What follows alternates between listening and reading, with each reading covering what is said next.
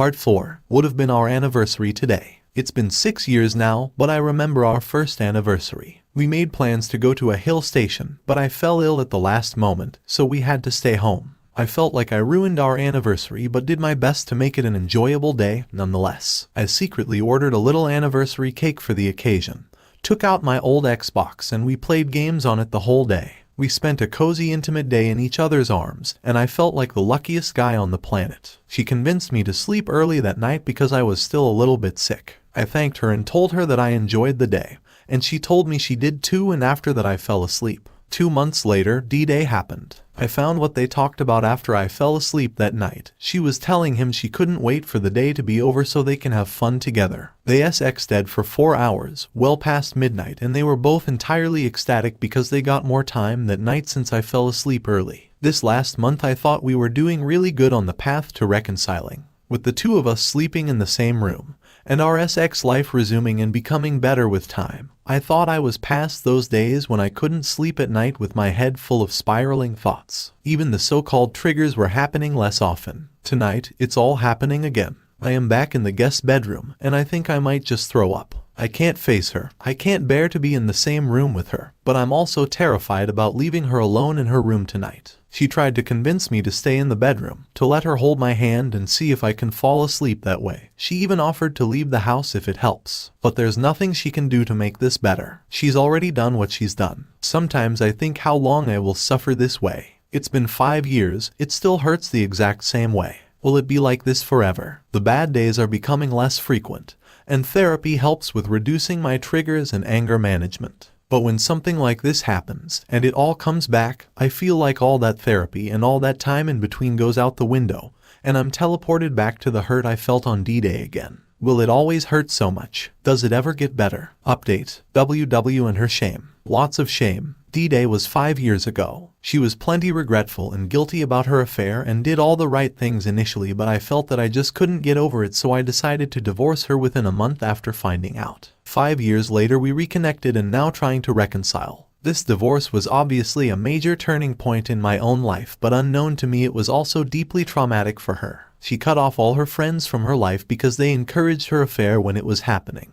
Neither of us have any family to rely on. Thankfully, I had a lot of people unexpectedly support and stand by me during this lowest period of my life. I also had 2 of my lifelong best friends who also supported me in everything. She, on the other hand, sank in her shame and pushed away everyone from her life. She was also completely and truly alone for the first time in her life. She's admitted to doing some really dark things during this period, like staring at walls for hours, filling up entire notebooks by rewriting "I'm sorry" over and over, not sleeping for 48 hours straight. I also know that she didn't show up to work at all and was fired after a few weeks. In this period of turmoil, she somehow found her way to an ashram, which, in case you don't know, is apparently a place of spiritual learning. She basically poured her heart out in front of a counselor there and told them that she hated who she was and she wanted to be a better person. Now, they did try to help her in their own way, I'll give them that. But you have to keep in mind that the counselors here are not trained in psychology but in religion and philosophy. A lot of their views on mental health are not aligned with our current scientific understanding of psychology,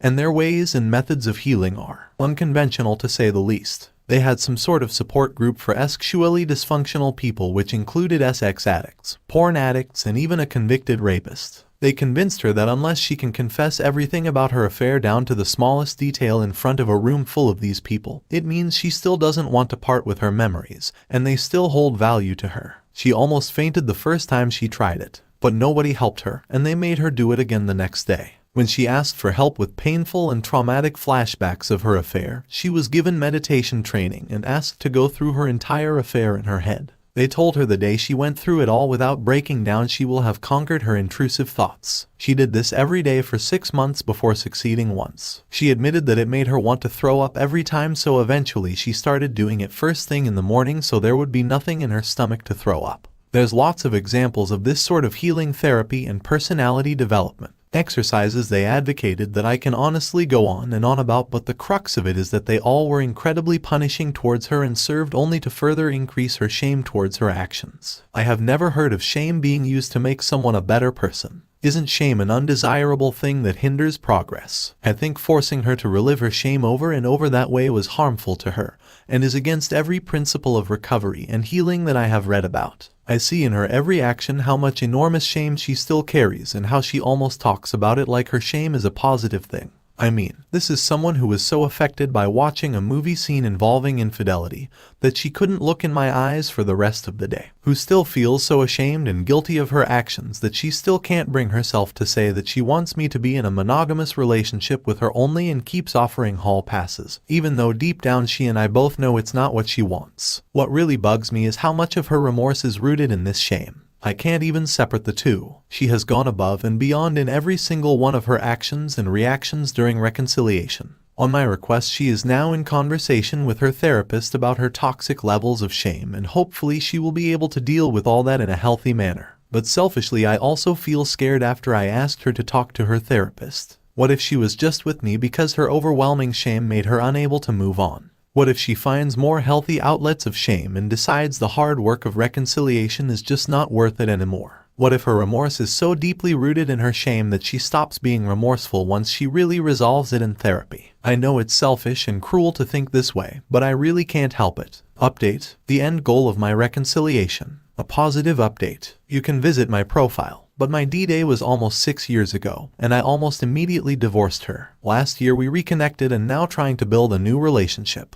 This all happened over the course of the last few days. We've been reconciling very well, as you can probably tell from the smaller number of posts I make nowadays. Most days I can classify as good and I don't feel like there's a hole in my chest. Triggers happen, but now we're both getting better at dealing with them as they happen. She's also a great partner who always puts me first, has never shied away from hard conversation, and has shown immense patience and empathy so far. She's also learning to not let her shame bear her down and lead her to destructive decisions. Initially, I surmised the goal of reconciliation will be to eventually remarry her and start a family if all goes well. There is no pressure from her side at all. She did say when we were just starting out that she eventually wants to have kids with me, but whether I want to marry her or not is completely my choice. I recently talked about this with her again, because lately I've been struggling with the idea of marrying again. She was understanding and calm and reiterated that if I chose not to remarry, she will be completely fine with it and she will not force me to make any decision. Maybe I'll change my mind later, in fact it is a high possibility. But the way my first marriage turned out to be a lie. The best moments where I was most happy were also the periods where she was most heavily engaged in her affair. Even on our marriage day itself, they were chatting 24/7. They were in a different world of their own where the marriage was not even happening. The thought of marrying her again is just stressful and anxiety-inducing. I know it's still too soon, but my entire approach to reconciliation was keeping marriage as the end goal. I also recognize my story is different from a lot of people here, in that most people remained married to their WW, so remarrying or not was not a choice for most people. I think it is time for me to acknowledge that maybe remarrying shouldn't be the end goal. Maybe we could be just as happy being boyfriend and girlfriend as we would have been being husband and wife. The fact that it is ultimately completely my choice, and my partner is understanding enough to grant this choice to me, gives me a kind of reassurance that I can't explain with words, like I'm getting back some control of my life. After having this discussion with her, I told her I'm starting to actually see a future with her, and I'm starting to even look forward to it. Even though we don't end up marrying, I know I'll be happy with her regardless of what labels we stick to our relationship. She was overjoyed to hear this and said she knows she'll be most happy with me as well. I'm glad we talked this out because I had been unnecessarily focusing on remarriage as the end goal. And now with the focus shifted towards having a better relationship and no pressure to do anything I don't really want to do,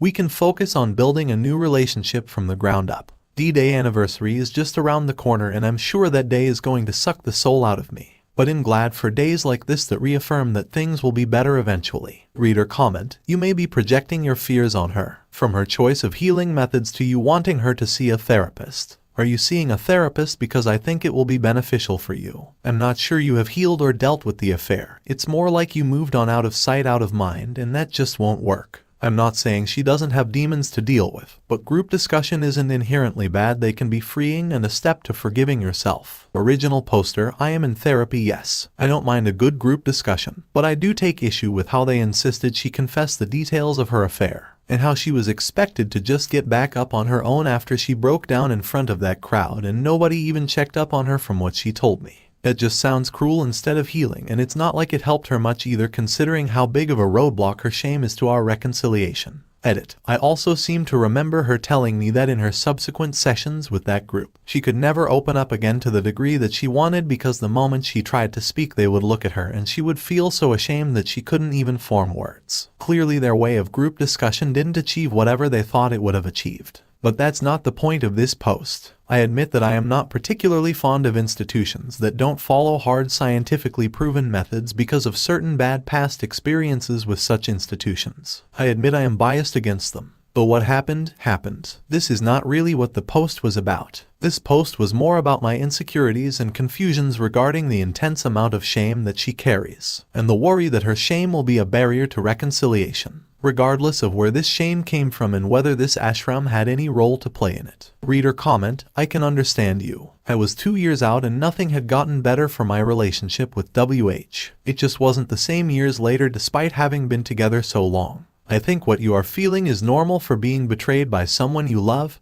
and trusted. Your whole world was turned upside down, and I think your mind tries to protect you from getting hurt again. Like when people disassociate to forget bad things, our mind will send reminders to protect ourselves that last time this happened you were destroyed. Let's not let our guard down. For me, personally, I never felt truly safe from getting emotionally blindsided with WH. Living in anxiety wasn't for me. I hope you find some contentment with her. I'll be rooting for you, Opus. Reader comment, you're confused because you think that infidelity is caused by a bad primary relationship. I don't blame you for that since that seems to be what most people think.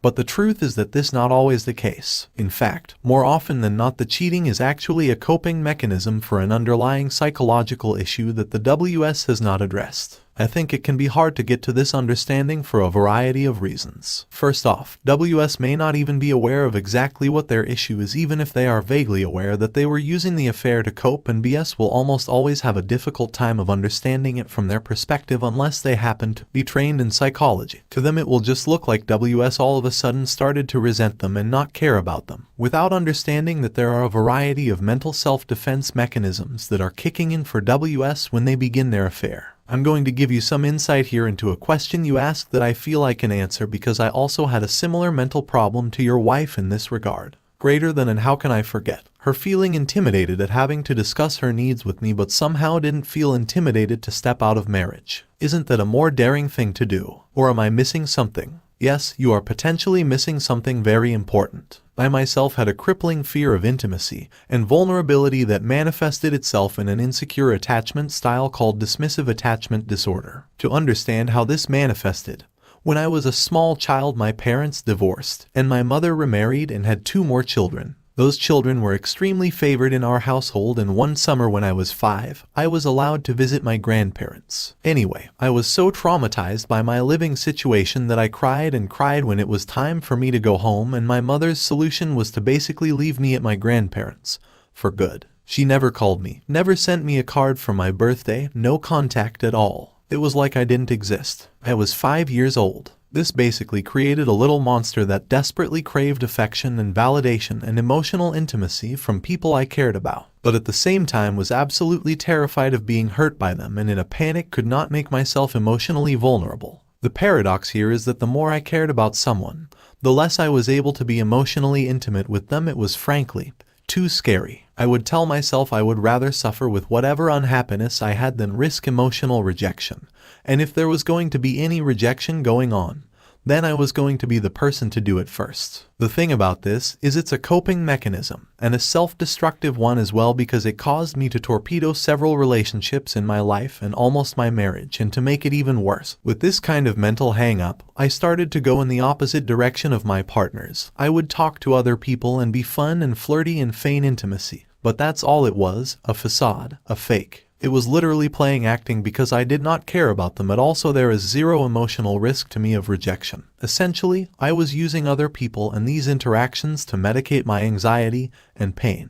I'm not saying your wife is me, but I am saying that the behavior she is exhibiting can be rationally explained in a way that makes it comprehensible how someone can do things that are at cross purpose to their actual feelings. They don't necessarily want to do these things, but they are afraid of doing the things that might help the situation in a healthy way. So they reach for bad coping mechanisms as a way of handling the anxiety they are feeling. One of the real tragedies of the modern relationship situation is that we have all of this empirical evidence and research on a variety of subjects like attachment disorders and coping mechanisms down to the point where once you are familiar with the behaviors you can almost predict the future like a fortune teller. But people are so incredibly unaware of them. I don't think everyone needs to be a psychiatrist, but there are some real simple foundational things in relationships and common disorders that everyone really ought to be aware of. Maybe even a class on relationships in high school might be beneficial. I don't know, but ever since I started working on my problems, I've found a lot of easily comprehensible information that explains how and why both me and my wife act the way we do.